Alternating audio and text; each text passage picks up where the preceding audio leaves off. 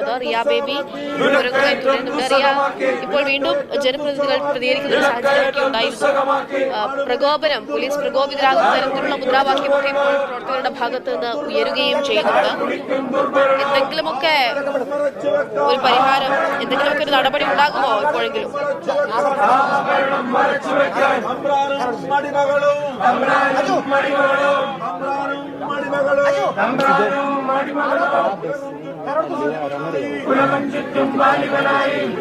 റിയ, കേൾക്കാമോ? പുറത്തേക്ക് എത്തിയിട്ടുണ്ട്. അൻവർ തോമസ് MLA പുറത്തേക്കുന്നുണ്ട്. മറ്റ് MLA-മാർ കൂടി സ്റ്റേഷനകത്തേക്ക് കയറിയിട്ടുണ്ട്. അന്നത്തെ തരത്തിലൊരു ചർച്ചയിലൂടെ ഈ പരിഹാരം കാണുമ്പോൾ എന്ന കാര്യത്തിൽ അദ്ദേഹത്തിൽ നിന്ന് തന്നെ പ്രതികരണം ലഭ്യമാകുമെന്ന് പ്രതീക്ഷിക്കുന്നു. എന്തായാലും പ്രതിഷേധം തുടരുന്നു. സംസ്ഥാനപരമായ രീതി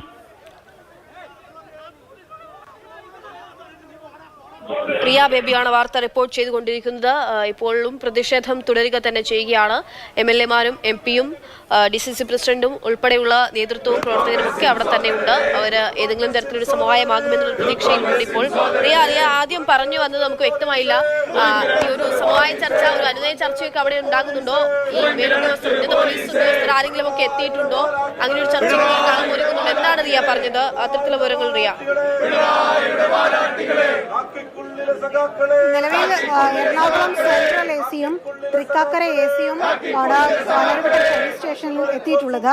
തൃക്കാക്കരയിലെ നവകേരള സദസ്സുമായി ബന്ധപ്പെട്ട കരിങ്കൊടി പ്രതിഷേധത്തിനിടയിലാണ് പാലാരിവട്ടം പോലീസ് സ്റ്റേഷൻ പരിധിയിൽ വെച്ച് യൂത്ത് കോൺഗ്രസ് പ്രവർത്തകർ മുഖ്യമന്ത്രിയുടെയും മന്ത്രിമാരുടെയും വാഹനത്തിന് നേരെ കരിങ്കൊടി കാണിച്ചത്.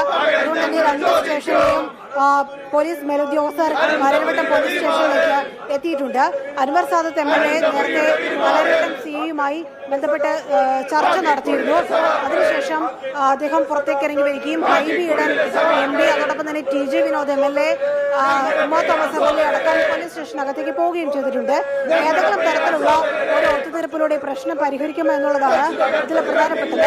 നേരത്തെ TJ വിനോദ് MLA വ്യക്തമാക്കിയത് ആദ്യഘട്ടത്തിൽ ജാമ്യമുള്ള വകുപ്പുകൾ പ്രവർത്തകർക്കെതിരെ ചുമത്തി. അങ്ങനെ കൗൺസിലറോട് പ്രവർത്തകരെ ജാമ്യത്തിൽ വിട്ടേക്കാമെന്ന് അറിയിക്കുന്നു. പിന്നീട് അതിൽ തിരുത്തുണ്ടെന്നും പോലീസ് ഉദ്യോഗസ്ഥന്റെ കൃത്യനിർവഹണത്തിൽ തടസ്സം വരുത്തിയെന്നും കയ്യേറ്റം ചെയ്തുമെന്നുള്ള വകുപ്പുകൾ കൂട്ടിച്ചേർത്തതിന് പിന്നിൽ CPM നേതൃത്വത്തിന്റെ ഇടപെടലുണ്ട് എന്നതാണ് TJ വിനോദനെ ആരോപണമായി ഉന്നയിച്ചത്. അങ്ങനെയെങ്കിൽ ആദ്യഘട്ടത്തിൽ പോലീസ് ചുമത്തിയ വകുപ്പുകളുടെ പകർപ്പ് തങ്ങൾക്ക് ലഭ്യമാക്കണം. അല്ലെങ്കിൽ എന്തുകൊണ്ടാണ് ഈ പ്രവർത്തകർക്കെതിരെ ജാമ്യമില്ല വകുപ്പ് ചുമത്താനുള്ള കാരണമെന്നത് വിശദീകരണം നൽകണം. പ്രവർത്തകരെ സ്റ്റേഷൻ ജാമ്യത്തിൽ വിട്ടയക്കണം. ഈ കാര്യങ്ങളിൽ ഒരു തീരുമാനം ഉണ്ടാകും വരെ ഈ പ്രതിഷേധം തുടരുമെന്നാണ് പ്രവർത്തകരും നേതാക്കളും വ്യക്തമാക്കുന്നത്. എന്തായാലും റോഡിലുള്ള ഉപരോധ സമരം നിർത്തിയിരിക്കുന്നു. പക്ഷേ സ്റ്റേഷനകത്തും പുറത്തും വലിയ രീതിയിലുള്ള പ്രതിഷേധം ഇപ്പോഴും തുടരുന്നു. നവകേരള സദസ്സുമായി ബന്ധപ്പെട്ട കരിങ്കൊടി പ്രതിഷേധം ആദ്യഘട്ടം മുതൽ CPM-ഉം കോൺഗ്രസും തമ്മിലുള്ള വലിയ രാഷ്ട്രീയ പോരായി മാറിയതാണ്. രണ്ട് പ്രതിഷേധവും സമാന്തരമായി തന്നെ മുന്നോട്ട് പോവുകയും ചെയ്തതാണ്. കോൺഗ്രസ് നേതാക്കളുടെ പ്രതിഷേധവും CPM നേതാക്കളുടെ പ്രതിരോധവും ഒക്കെ പല ജില്ലകളിലെയും നവകേരള സദസ്സിൽ നമ്മൾ കണ്ടതാണ്. പക്ഷേ പാലാരിവട്ടത്ത് കരിങ്കൊടി പ്രതിഷേധം നടത്തുകയും പിന്നീട് അതിന് മറ്റൊരു രാഷ്ട്രീയ പോരിലേക്ക് കാര്യങ്ങൾ എത്തുകയും ചെയ്തു. നാളെയും എറണാകുളം ജില്ലയിൽ നവകേരള സദസ്സ് നടക്കാറുണ്ട്. മുഖ്യമന്ത്രിയും മന്ത്രിമാരും എറണാകുളം ഗസ്റ്റ് ഹൗസിൽ ഇപ്പോൾ തുടരുകയും ചെയ്യുന്നുണ്ട്.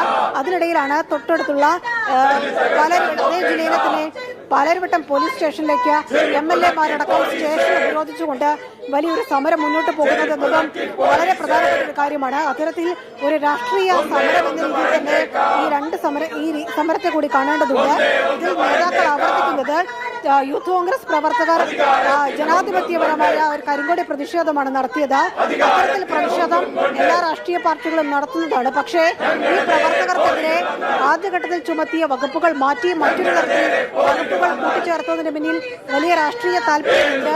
ഉന്നത പോലീസ് ഉദ്യോഗസ്ഥരുടെ നിർദ്ദേശപ്രകാരമാണ് ഇങ്ങനെ വകുപ്പുകൾ മാറ്റിയതെന്ന് തങ്ങളോട് പാലാരിവട്ടം പോലീസ് ഉദ്യോഗസ്ഥർ പറഞ്ഞു എന്നൊരു ആരോപണം കൂടി ഈ ഘട്ടത്തിൽ പോലീസ് ഉദ്യോഗസ്ഥർ മുന്നോട്ട് വെക്കുന്നുണ്ട്. എന്തായാലും സമരം ഇപ്പോഴും ശക്തമായി തുടരുന്നു.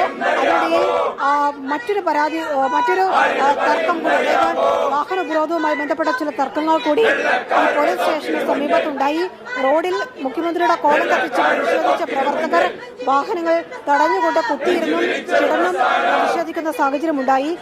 പേപ്പറുകൾ കത്തിച്ച് റോഡിന് നടുവിൽ കൂട്ടിയിട്ട് വാഹനങ്ങൾ കടത്തിവിടാത്ത സാഹചര്യമുണ്ടായി. പിന്നീട് 1 മണിക്കൂറോളം വാഹന ഗതാഗതം തടസ്സപ്പെട്ടതിനു ശേഷമാണ് കൊച്ചി കോർപ്പറേഷനിലെ കൗൺസിലർമാരടക്കം ഇടപെട്ട് വാഹനങ്ങൾ കടത്തിവിടാമെന്നൊരു തീരുമാനത്തിലേക്ക് എത്തിയത്. അങ്ങനെ വാഹന ഗതാഗതം ഇപ്പോൾ സുഗമമായി നടക്കുന്നുണ്ട്. പക്ഷേ റോഡിലും പോലീസ് സ്റ്റേഷന് പുറത്തും അകത്തും കുത്തിയിരുന്നും റോഡിൽ നിന്നും പ്രവർത്തകരുടെ പ്രതിഷേധം തുടരുന്നു. ഏതാണ്ട് 5 മണിക്കൂറിലേക്ക് ഈ പ്രതിഷേധം എത്തിയിരിക്കുന്നു. അർദ്ധരാത്രി വരെ കഴിഞ്ഞും പ്രതിഷേധം തുടരുന്ന രീതിയിലേക്ക് ഈ സമരം മാറുന്ന ഒരു കാഴ്ചയുണ്ടായി. ഇതിൽ കോൺഗ്രസ് നേതാക്കൾ നിലപാടിൽ ഉറച്ചു നിൽക്കുകയാണ്. പ്രവർത്തകരെ ജാമ്യത്തിൽ വിട്ടയക്കാത്ത പക്ഷം ഈ സമരത്തിൽ നിന്ന് പിന്നോട്ടില്ല എന്നതാണ് ഈ ഘട്ടം വരെ അവർ സ്വീകരിച്ചിരിക്കുന്ന നിലപാട്. ഇനി പോലീസുമായുള്ള ചർച്ചയ്ക്ക് ശേഷം ഏതെങ്കിലും തരത്തിൽ ഒരു വിട്ടുവീഴ്ചയിലേക്ക് പ്രവർത്തകരും നേതാക്കളും നീങ്ങുമോ എന്നുള്ളതാണ് നോക്കിക്കാണേണ്ടത്. എന്തായാലും വലിയ തരത്തിലുള്ള ഒരു പ്രതിഷേധം പോലീസ് സ്റ്റേഷന് മുന്നിൽ മണിക്കൂറുകളായി നടക്കുന്നു എന്നുള്ളത് പ്രധാനപ്പെട്ട കാര്യമാണ്. MLA മാരടക്കം സ്റ്റേഷന് മുന്നിലെത്തി കുത്തിയിരുന്ന് പോലീസിന് എതിരെ പ്രതിഷേധിക്കുന്നു.